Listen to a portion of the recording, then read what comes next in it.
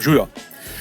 Ni velikokrat možno srečati človeka, ki je dejansko razvil nekaj novega, nekaj, kar svet še ni poznal in tudi najdu trg za to. Pač ful je carsko to, ker je ptičja hišica s kamero, ne, to ni ono elevator Lahko si predstavlja. Preden se pač odpravijo vrata, dvigala že zastopi, ne rabi se niti z dvigalom pelati. Razumem. Že s prednaročili je zbral več kot 8 milijonov. Meni se zdi, da so največje zgodbe na Kickstarterju vedno tako malo wicked, veš. Je človek, ki poskuša pustiti pečat v družbi.